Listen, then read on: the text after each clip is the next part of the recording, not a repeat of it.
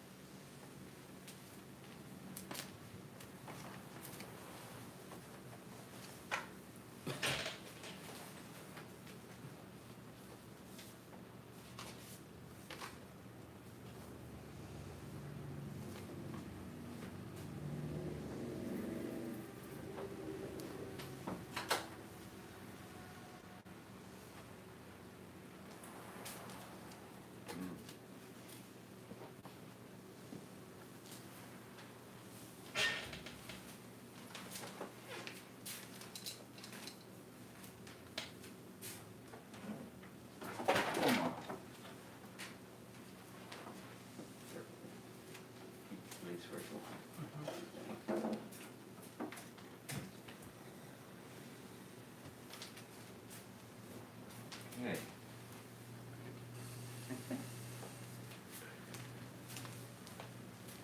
Usha asked us to stream it, so.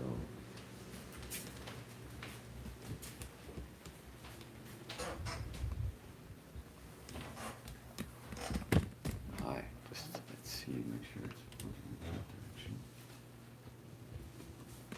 Okay.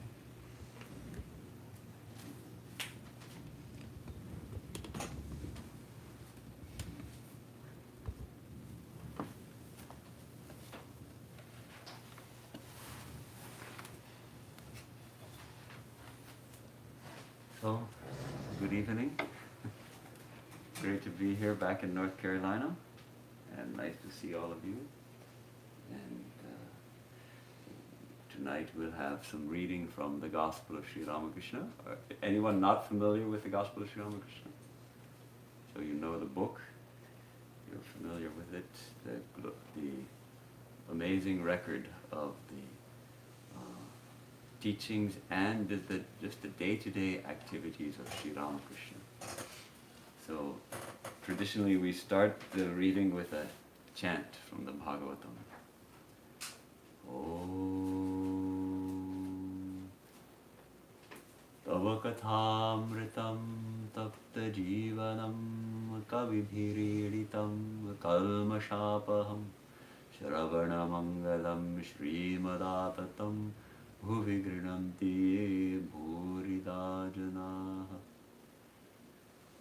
O Lord, your words are like amrita, like the nectar of immortality.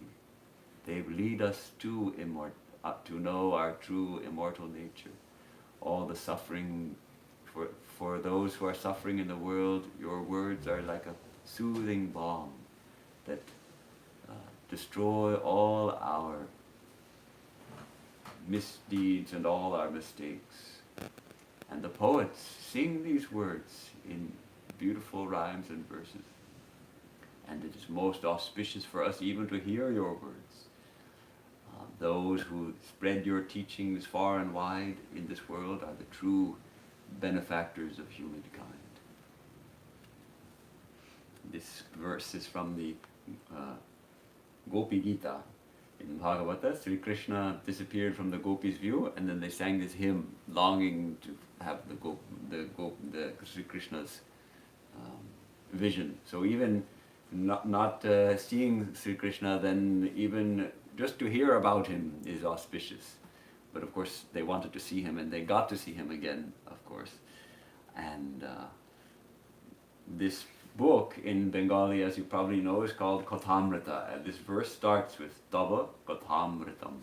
Katha is the words spoken by Sri Krishna, Sri Ramakrishna, and also the words about him. And they are Amrita. They are nectar, and Amrita means both nectar and immortality, beyond death, beyond Mrityu. So it's a beautiful word, and the English word ambrosia, it's most likely it comes from Amrita. We should have to look that up. So I've chosen a chapter, it's somewhat at random, but I opened it and looked a little. It's beautiful. March 23, 1884. Sri Ramakrishna was sitting in his room after his midday meal with Rakhal, Ram, and some other devotees. He was not quite well. The injured arm was still bandaged. So Sri Ramakrishna had injured his arm. He had gone into ecstasy and had fallen, and not being aware of where he was walking, and he had probably dislocated his arm.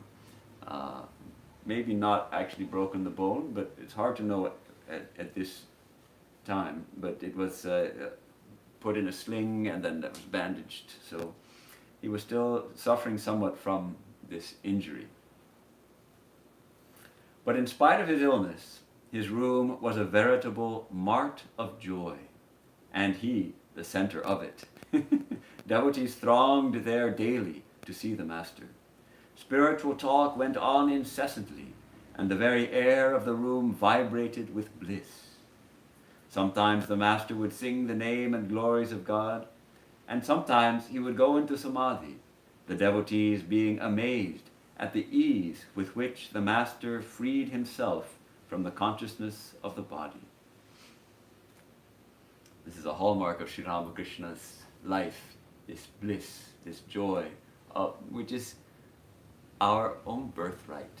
It is the very nature of God, infinite joy. And Sri Ramakrishna was constantly reflecting that. And so the devotees were drawn like bees to a full-blown lotus, that fragrance of joy, that just to be in his presence, they could catch that joy. And even now, we're sitting in his presence, as it were, and singing these hymns and all of that, we also maybe get a little taste of that joy, which is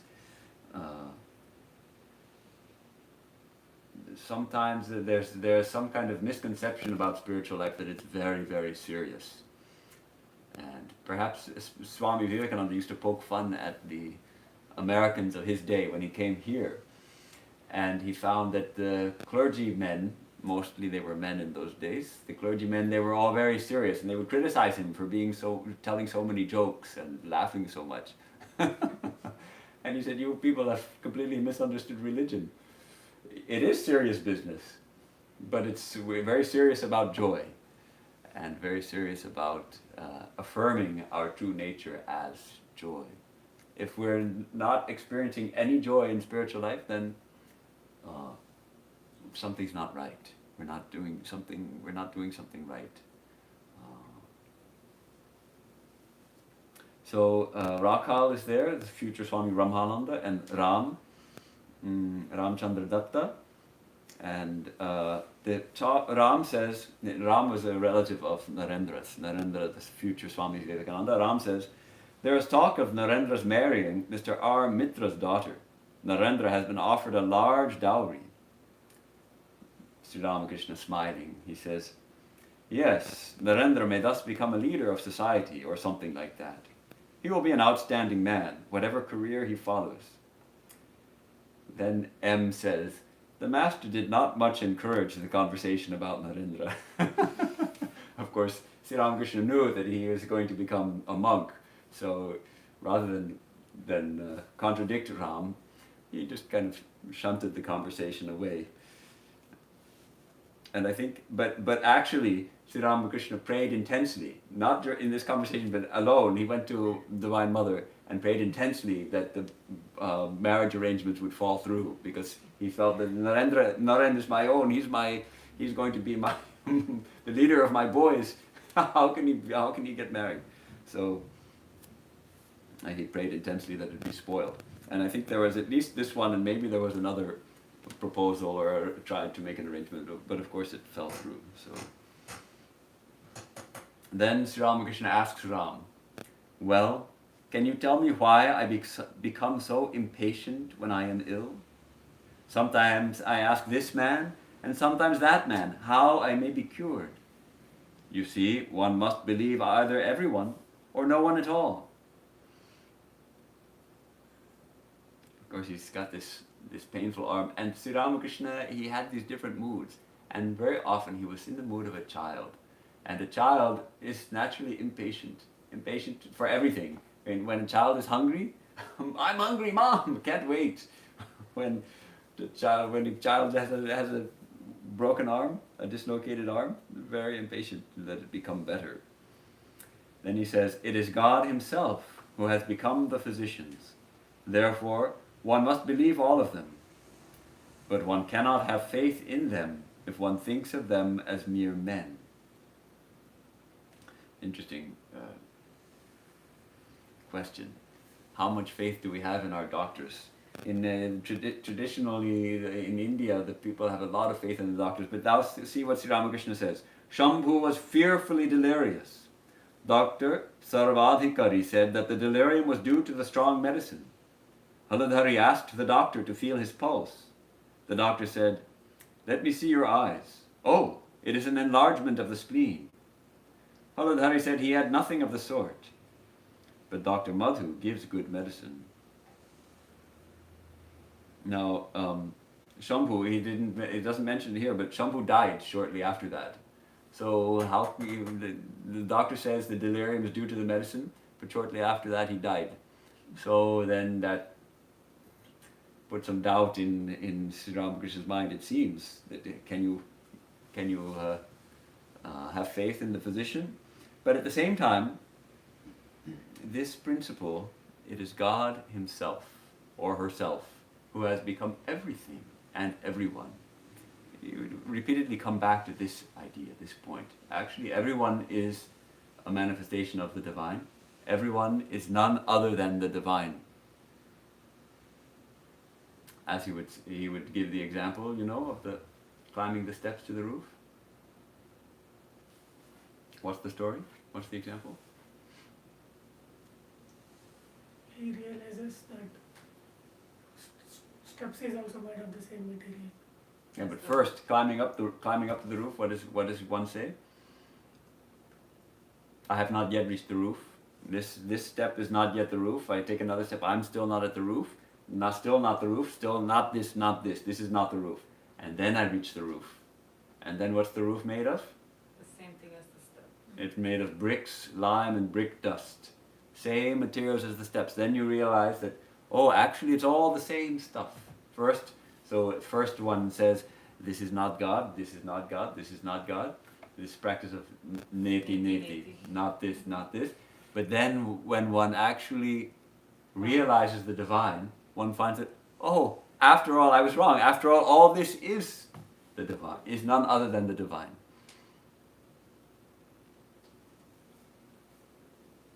So they're talking about medicine. Ram says, the medicine by itself does no good, though it greatly helps nature. And they're talking, it seems like, do they know what they're talking about? Ram was a sort of part-time physician. He used to give medicines. Master, if that is so, why does opium cause constipation? So,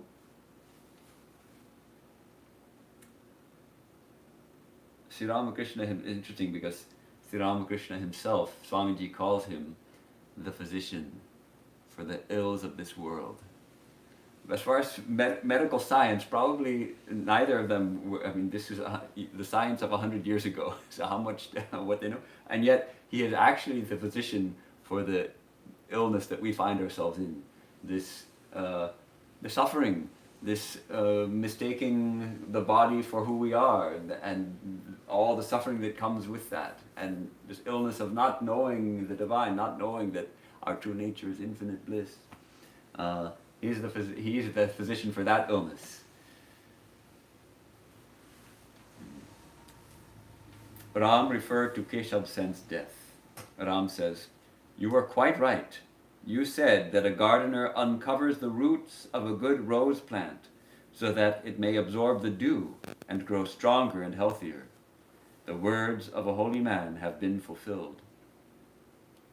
The idea that he actually visited Keshav on practically his deathbed during his last illness. And he's told Keshav, what is the meaning of this illness? Well, the gardener exposes the roots of the rose plant so that it may produce good flowers. So this illness is like exposing the roots. And then he dies. So maybe the idea is that the next life he will be of even more glorious manifestation of the divine. They were very close, Keshav and Sri Ramakrishna. Sri Ramakrishna loved Keshav very much and recognized in him a person of genuine spirituality. And Sri Ramakrishna says, I don't know about that. I wasn't calculating when I said it. It is you who say that.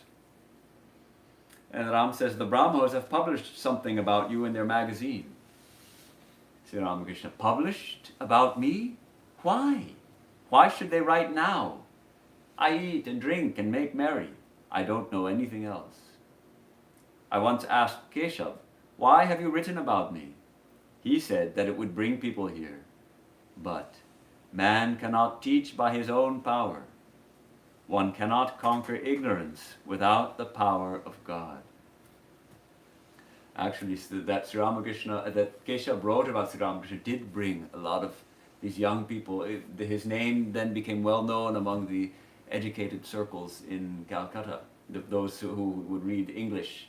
I think that the journal was probably in English, no? Brahmo Samaj Journal? Anybody know? Good research project? At least some of it would have been in English. They were all English educated and all of that. And Keshav wrote about Sri Ramakrishna, and so the young men and women came to know about him and came to see him. But he would say that there's no need to put out a signboard. When the lotus blooms, the bees come of their own accord.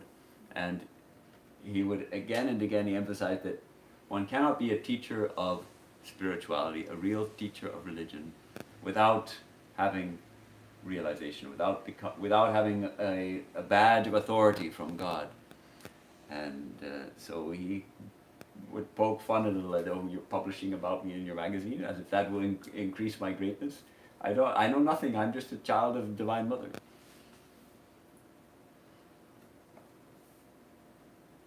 And then he tells the story of Hanuman Singh. You know the story? Those of you who are regular readers of this book, we know all the stories, but we love to read them again and again. At one time, two men were engaged to wrestle. One of them was Hanuman Singh, and the other, a Muslim from the Punjab. I think we'll say a Muslim from the Punjab. Bring the language up to date.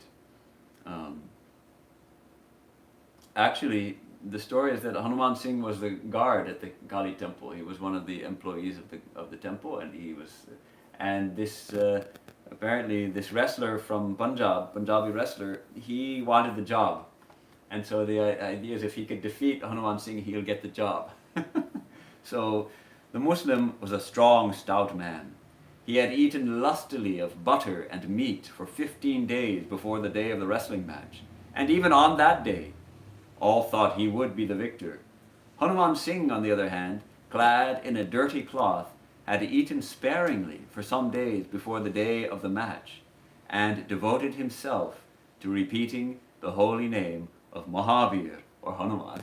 He's named after Hanuman, and he was repeating Hanumanji's name, the deity of wrestlers, and such a strong manifestation of strength and fearlessness. On the day of the match, he observed a complete fast.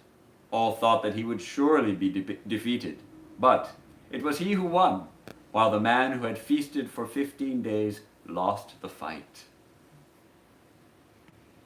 So this idea that it is really, we need divine grace, we need divine power, we need Shakti if we're going to, for anything, for realizing God, and also for winning in a wrestling match, we need Shakti. It's a wonderful story. What is the use of printing and advertising? He who teaches people gets his power from God. None but a person of renunciation can teach others. I am the greatest of all fools. And then all laugh. A devotee asks, then how is it that the Vedas and the Vedanta and many things besides come out of your mouth?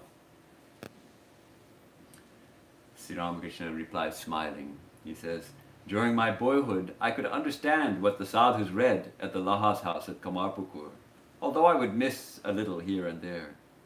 If a Pandit speaks to me in Sanskrit, I can follow him, but I cannot speak it myself. Interesting. I wonder why this reply comes. A devotee mentions that out of your mouth come the Vedas and the Vedanta, because he's constantly talking of spirituality, of Vedanta, and his words are like Veda, pointing out the truth. Vedas, the Upanishads, are nothing but the recorded utterances of illumined sages. And here we have an illumined sage who's speaking, so his words naturally come out like Veda. And then he mentions, well, because Vedas are written in Sanskrit, and he couldn't speak Sanskrit, though he could follow it. To realize God is the one goal of life. While aiming at his arrow at the mark, Arjuna said, I see only the eye of the bird, and nothing else. Not the kings, not the trees, not even the bird itself. That one-pointedness, that's from this, Arjuna had to shoot the arrow at some rotating bird. disc, and the bird is on the disc, bird. and there's an eye on the bird, and who can shoot an arrow not looking at it directly, but looking at it in a mirror and shooting behind it, the arrow should go strike the mark, which is the eye of the bird. And Arjuna had such power of concentration that he saw nothing else, none of the people surrounding. The only thing he saw was the eye of the bird, and therefore he could hit the mark. So we need that kind of one-pointed concentration. Little by little we move towards that. The realization of God is enough for me. What does it matter if I don't know Sanskrit?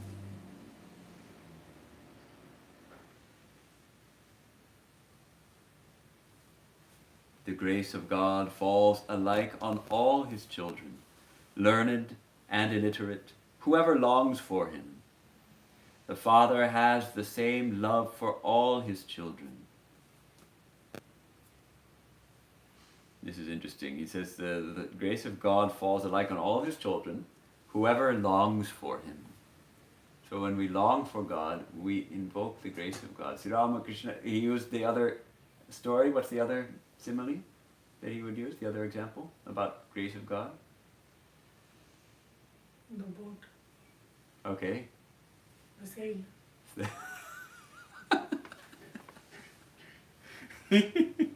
True, that's all we need. the boat, the sail.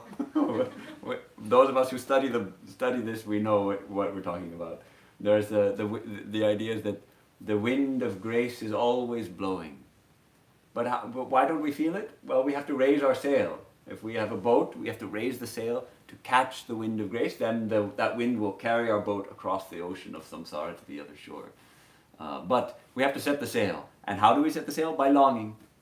Here he says it's by longing for God. The grace of God falls alike on all his children, learned and illiterate. It doesn't matter if we can rattle off Sanskrit verses or have a PhD in philosophy, or maybe we can't even read. Grace is there for everyone. The Father has the same love for all his children. You know, sometimes we get... there's an email address on the website of the Vedanta Society, Ask a Monastic, something like that, if you have a question for one of the monks. And nowadays, those come to me. So either I answer them or I forward them to Swami Sarvadevananji or to somebody else, as required. And sometimes people, just today one came, I haven't answered yet, somebody asking, see, I feel like God must hate me because I have no progress in spiritual life, something like that. What, God is punishing me or something. See, that idea is, we imagine that God is like us, that God is like an angry father who is going to punish us because we did something wrong or something. God is not like that. God is always loving, always loving. Grace is always flowing. And if we are punished, it is we ourselves who punish ourselves, or it is our karma which punishes ourselves, or it is our fellow human beings. But God is always loving us. The Father has the same love for all his children. Suppose a father has 5 children. One calls him Baba, some Ba, and some Pa. These last cannot pronounce the whole word. Does the father love those who address him as Baba more than those who call him Pa? The father knows that these last are simply too young to say Baba correctly. I love this illustration, and wonderful. So this is one of those illustrations that can be used when discussing interreligious harmony, when discussing, because still we have a lot of narrow-minded people, religionists, who think their religion alone is true and other religions are wrong. And Sri Ramakrishna has so many good examples, and we should know these examples so we can pull them out. When you're having a discussion with a co-worker who tries to tell you that, you know, unless you accept Jesus, you're going to a very bad place after death, then you have these stories to pull out. One of the best stories is the blind villagers and the elephant, right? And then the pond and the different ghats, the different people go to different sides of the pond and collect water, and they have different names for it. Aqua, pani, jol, water, like that. But it's the same stuff. And this is another one. I love this one. I translate it into English when I use it. I say, see, some people call the father has 4 children, and the eldest calls his father, and the next one calls him dad, and the third youngest calls him daddy, and the fourth one, the youngest one, all he can say is dada. He doesn't yet know even how to say daddy. But does the father love one more than the other? He loves them all equally. Some may not be pronouncing his name correctly. Does he care? He knows they're calling him. Like that, whatever name we may use to call on God, does God think, oh, that's not my name, you're calling the wrong name? God knows. You're calling, my beloved child is calling me, and comes running. God comes running. If we take 1 step towards God, God takes 10 steps towards us, Sri Ramakrishna, or 100 steps. So now Sri Ramakrishna is changing the subject. Since this injury to my arm, a change has been coming over my mind. I have been feeling much inclined to the Nara Leela. The Nara Leela, what does it mean? The play, the Leela of Nara, of man, of human beings. of the divine in human form. It is God himself who plays about as human beings. If God can be worshipped through a clay image, then why not through a man? This is really what Swami Vivekananda took this message and spread it throughout the whole world. This message that, yes, you can worship God in a temple, in an image, then why not in a human form? In fact, the greatest manifestation of the divine, of the greatest manifestation of God is in human beings. So worship God there.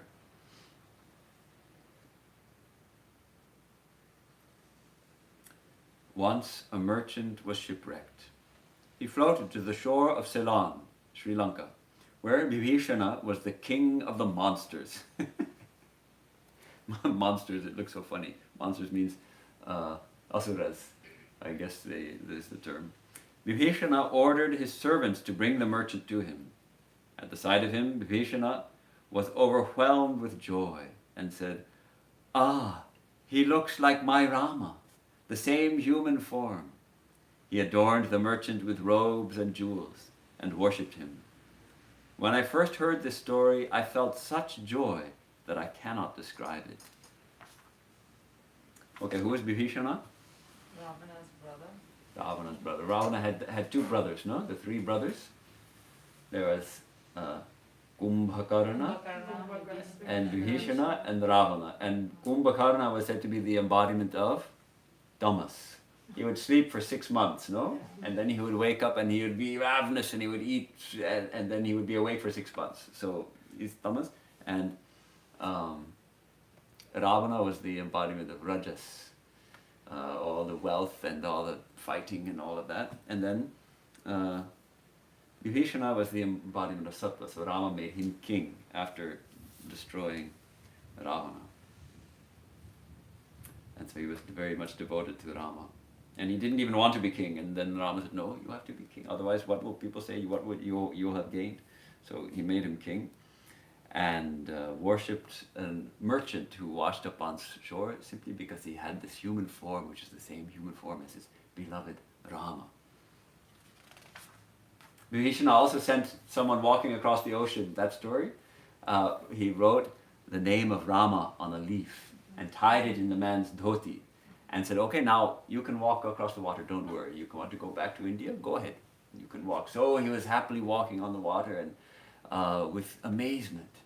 And then, but Vibhishana told him, "Whatever, but just don't look at what's in the tide there." So he's walking. Then he starts thinking, what is this wonderful thing that Vibhishana has tied in my cloth that enables me to walk on the water? So he takes it and he unties the cloth and he finds a leaf with the name of Rama written on it. And he says, "What? Only this?" And immediately he sank. Because it was faith actually that was carrying him across the water. Vaishnav Charan said to me, "If a person looks on his beloved as his Ishta, he finds it very easy to direct his mind to God."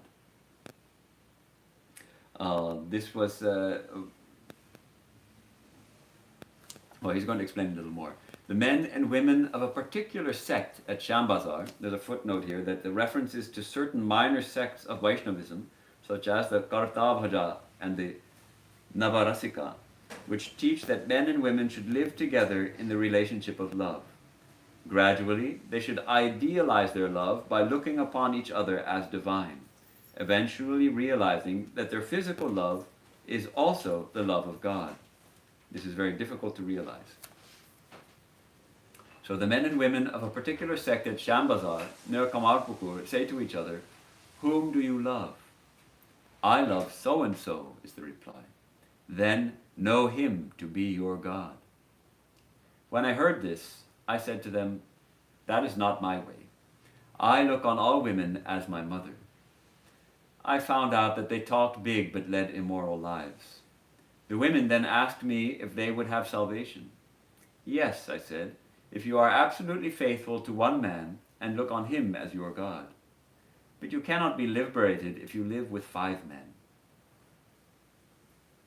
So, true, they got this tradition apparently became a little bit corrupted. So, in the name of freedom, perhaps not observing chastity. But say this actually is a very good teaching.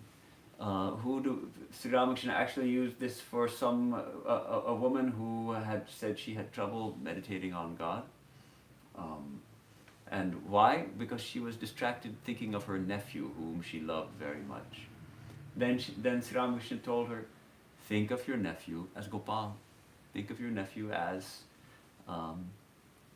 God. And doing this enabled her to overcome this obstacle in her meditation of being unable to concentrate her mind. And she made rapid progress in spiritual life. So like that, yes, if we're married, well, certainly we should look on our spouse as a manifestation of God. If we can have that kind of love. Love, God is love. The divine is love. So the love that we feel for other people, that is also a manifestation of God. So to do it consciously, to recognize it, then it can help us in spiritual life. But Sri Ramakrishna, of course, he's a monk. So for him, he looks on all women as his mother. And then Ram says, I understand that Kedar Babu has recently visited the Kartavraja's place. Master. See, if people would come and gossip also with Sri Ramakrishna.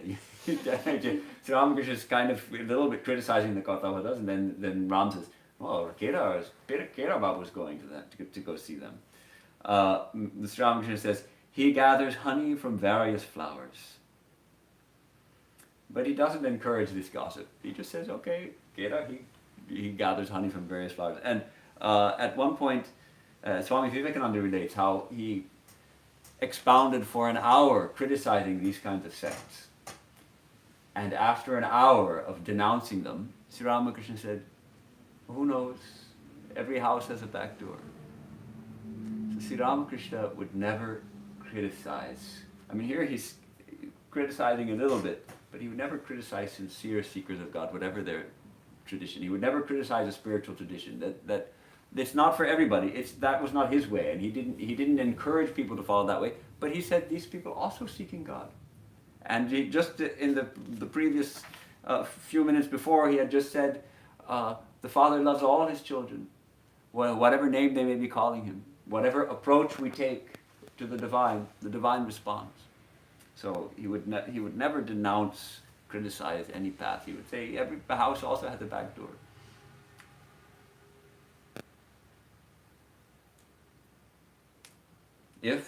And then he says to Ram, Nitya Gopal and the others, if a devotee believes 100% that his chosen ideal is God, then he attains God and sees him.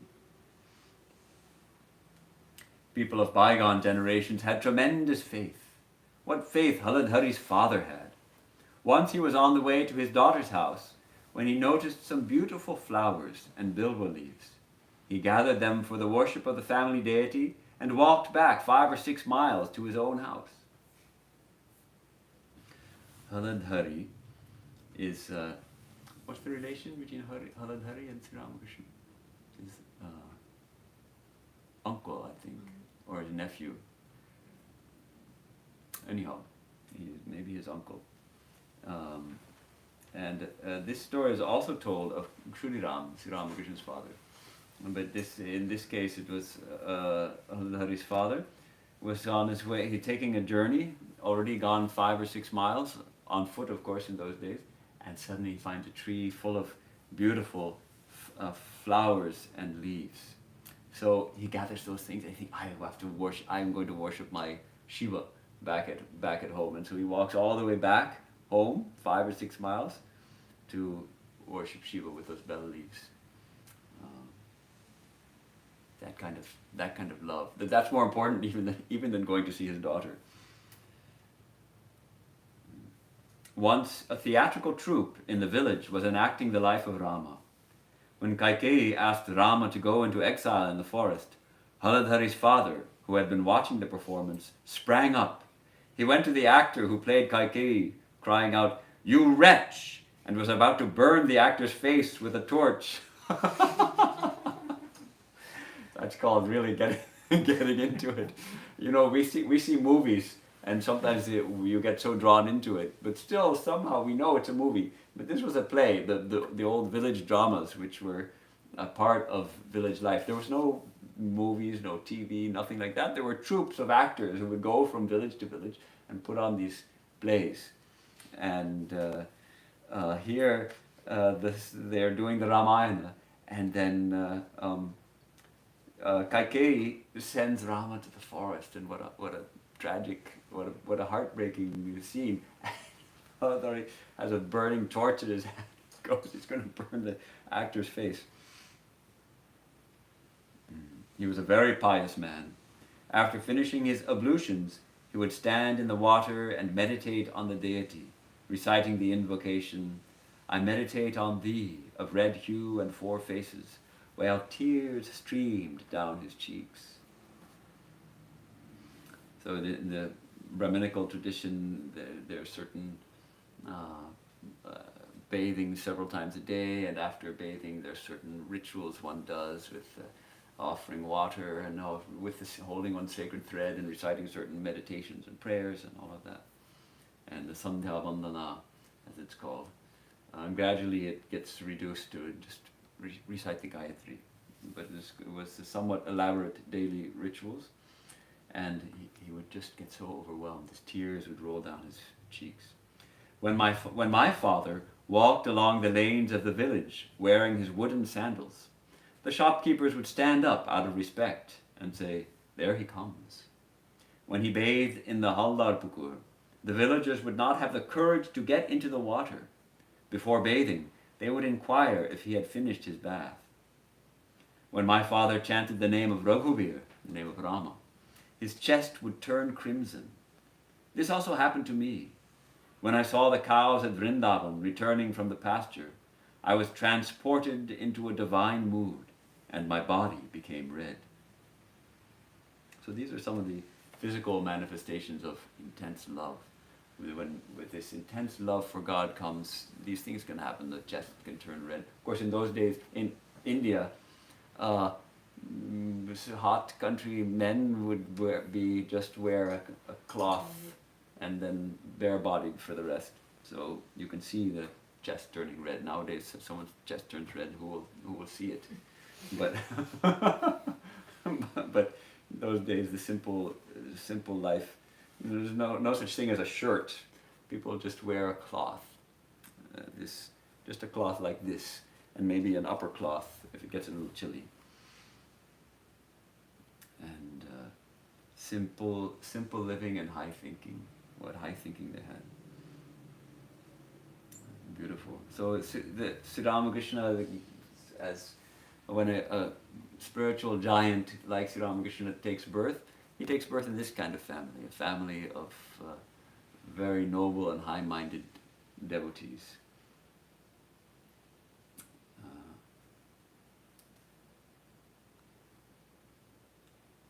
Very strong was the faith of the people in those days. One hears that God used to dance then, taking the form of Kali, while the devotee clapped his hands, keeping time. Now the conversation changes to the Hatha Yogi. A Hatha Yogi was staying in the hut at the Panchavati. Now this hut was where Sri Ramakrishna performed his Advaita sadhana under the guidance of Totapuri, the itinerant wandering sannyasin. Sri Ramakrishna did those spiritual practices in that hut. The Panchavati, as you know, is that grove of 5 trees. And among them, the largest was the big banyan tree, and there was a hut under the banyan tree. It's not there anymore, but recently they have rebuilt some kind of hut there. So one can still visit that place and see all these things. So there was a Hatha Yogi staying in the hut at the Panchavati. Ram Prasanna, the son of Krishna Kishore of Aryadha, and several other men had become his devotees. The yogi needed 25 rupees a month for his milk and opium. Okay, so apparently the yogi is a little bit addicted to opium and likes to drink milk. 25 rupees was no joke in those days. that was a hefty sum. Interesting to find out what it would translate to in today's dollars, say, that we can get a sense. But probably it was several $100s a month. So Ram Prasanna had requested Sri Ramakrishna to speak to his devotees about the yogi and get some money. The master said to several devotees, "A Hatha yogi has come to the Panchavati. Go and visit him. See what sort of man he is." Sri Ramakrishna did not encourage Hatha Yoga, though now we find it's the craze here all over the world, really, and especially in America. It seems to be a craze with a yoga studio on every corner. Is it so also in North Carolina? Yeah, there are a lot of yoga. A lot of yoga studios here. In But of course, I don't think it can beat California. In California, everybody's sister is a yoga teacher also. And actually, I don't think that's harmful. I think it's actually good. It introduces people to spirituality, and many yoga teachers include a little bit of meditation and a little bit of chanting Om at least, and something, and bring in a little bit. My first contact with Indian spirituality was through a Hatha yogi who would in Boulder, Colorado, he had a little studio and he would teach classes there, and he was also a kind of half a monk, and he would always end his classes with Om Krishna Buddha Christ, and that appealed to me so much, that universal idea. Say something like Om Shanti Krishna Buddha Christ, something like that, and so people can, it's a doorway into higher spirituality. Maharaj, what about Swami Vivekananda? What does he say about Hatha Yoga? Not much. He did encourage the monks to take exercise, so he wouldn't have been opposed if it was but the Hatha yogis of those days, there's a lot of practice of Hatha Yoga that increase body consciousness. Nowadays, mostly it's postures, what we do here. But in those days, Hatha Yoga, it involved swallowing a piece of cloth, a long strip of cloth, and pulling it out again to wash out the stomach, and then bringing water, like enemas, taking water in through the backside, and then expelling it again, and cleaning out the intestines, and taking another cloth and putting it in through one nostril and out the other one, and then doing, that really, this is an obsession. They're kind of getting obsessed with attaining physical purity. When you can't, the body is that you eat food, and by nature it turns to feces. That's just the nature of it, and it comes out, and we consider that impure, and that's the nature of it. The body is a combination of these kinds of things, and this obsession with purity, they become completely body focused. Yes, they get some powers also, and they can contort their bodies in incredible ways. Some of these traditional Hatha yogis, and it becomes an obsession, and God, where then is God? The goal of life, Sri Ramakrishna says again and again, the goal of life is to realize God. There's an infinite mine of bliss hiding in our hearts, and you're going to just be swallowing a piece of cloth and cleaning out your stomach? Just go forward. So Sri Ramakrishna did not encourage it. So we don't encourage it much, but in India, many of our youth programs, we include a little Hatha Yoga in our youth practice. Use that power of concentration to meditate, to expand our hearts, rather than being obsessed with body flexibility or whatever it may be. A young man of 27 or 28, known as Thakur Dada, entered the room with a few friends and saluted the master. He lived at Baranagar and was the son of a Brahmin Pandit. He was practicing the Kothakata, what is that? Recital of stories from religious books with appropriate music. What is it? Kothakata? Huh? Kathakali. Kothakata, something like that. In order to earn money to meet his family's expenses. At one time he had been seized with the spirit of renunciation and had gone away from his family. Even now he practiced spiritual discipline at home. So he's going to earn money by reciting, it's a noble profession it would seem, reciting stories of from religious texts with music, and in that way can support the family. So Sri Ramakrishna asked him, have you come on foot? Where do you live? Dada replies, yes sir, I have walked from home. I live at Baranagar. Baranagar to Dakshineshwar, how long a walk will it be? Not much. Half an hour? Yeah. Okay. Sri Ramakrishna, have you come here for any particular purpose? Dada, I have come here to visit you. I pray to God, but why do I suffer now and then from worries? For a few days I feel very happy. Why do I feel restless afterwards? Interesting question. Sri Ramakrishna replies, I see. Things have not been fitted quite exactly. The machine works smoothly if the mechanic fits the cogs of the wheels correctly.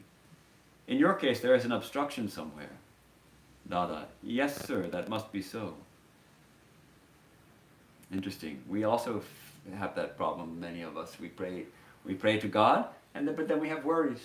If we truly pray, if we truly can throw everything on at Lord's feet, at Mother's feet, why should we worry anymore? Why should we worry?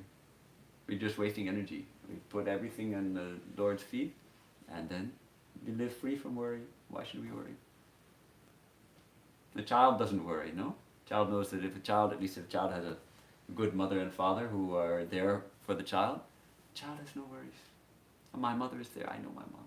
I can run to mother if there's any problem. So then he asks him, are you initiated? Yes, sir. Do you have faith in your mantra? A friend of Thakurdada said that the latter could sing well. The master asked him to sing. Thakurdada sang, I shall become a yogi and dwell in love's mountain cave. I shall be lost in yoga beside the fountainhead of bliss. I shall appease my hunger for knowledge with the fruit of truth. I shall worship the feet of God with the flower of dispassion. I shall not seek a well to slake the burning thirst of my heart, but I shall draw the water of peace into the jar of my soul. Drinking the glorious nectar of thy blessed lotus feet, I shall both laugh and dance and weep and sing on the heights of joy. This is what a beautiful song. Have you heard this song? I'm not familiar with this song. Let's see. I opened the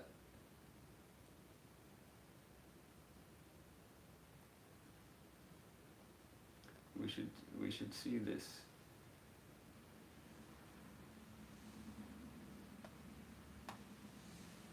I opened the Bengali to see. Here it is.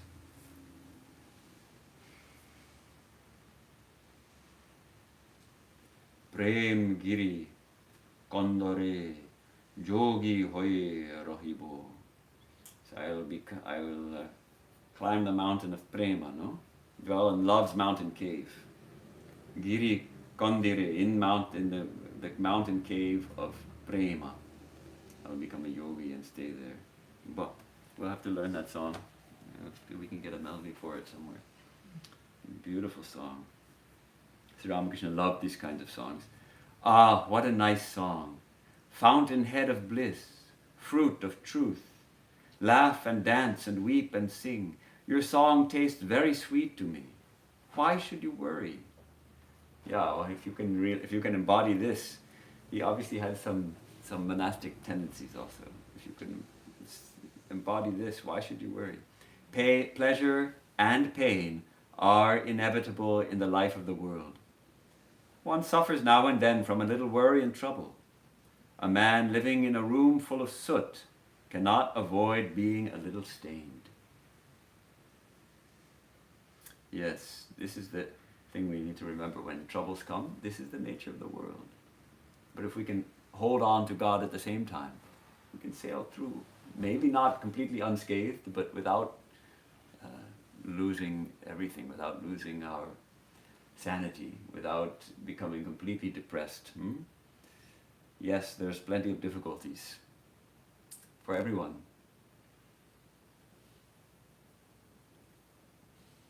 And there's also joys, pleasure and pain both, inevitable in the life of the world. So Dada asked him, what should I do? Please tell me what I should do now. Chant the name of Hari morning and evening, clapping your hands. Come once more when my arm is healed a bit. So he asked him to come see him once more, and we don't know if that happened. Mahimacharan entered the room and saluted the master. Sri Ramakrishna said to him, "Ah, he has sung a nice song. Please sing it again." Thakur Dada repeated the song. And then he asks Mahima, I think we've come to the end of our hour. He asked Mahima to recite the verse, the one about devotion to Hari. And Mahimacharan recited, quoting from the Narada Pancharatra. What need is there of penance if God is worshipped with love? What is the use of penance if God is not worshipped with love? What need is there of penance if God is seen within and without? What is the use of penance if God is not seen within and without? And then Sri Ramakrishna asks him, recite that part also. Obtain from him the love of God. Mahima recited, O Brahman, O my child, cease from practicing further penances. Hasten to Shankara, the ocean of heavenly wisdom. Obtain from him the love of God, the pure love praised by devotees, which snaps in twain the shackles that bind you to the world. So that's probably enough for today. Let's see if I can read those verses. Reading Sanskrit in Bengali text is always a little tricky.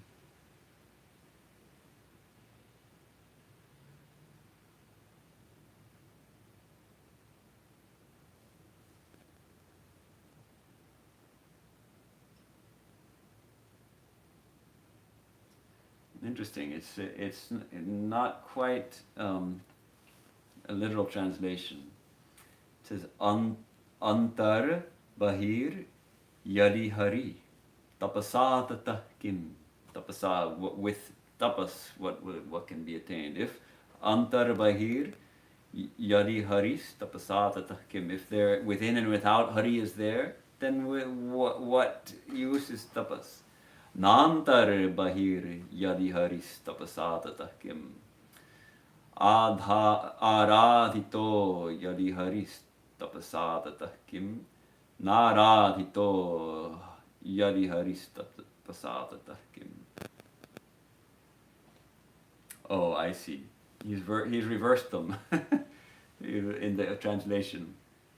Aradhito Yadi Hari. If you can worship love, Hari with love, then what need is there of tapas? If you don't have that worship, that adoration, then what purpose is tapas? So that's why the translation didn't match. The two lines are reversed. All right, shall we stop here? Let's take just a moment of silence to reflect on these teachings.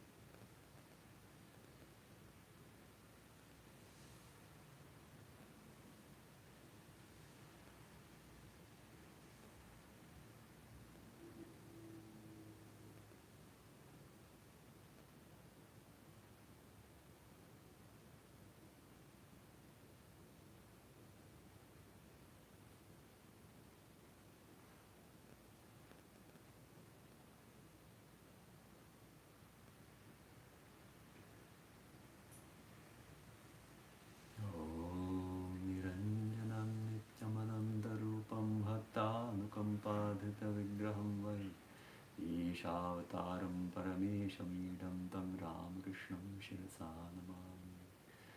Om Shanti Shanti Shanti Hari Om Tat Sat Shri Ramakrishna Arpanastu.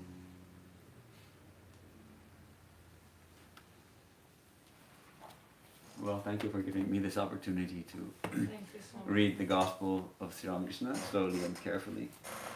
And it's a joy.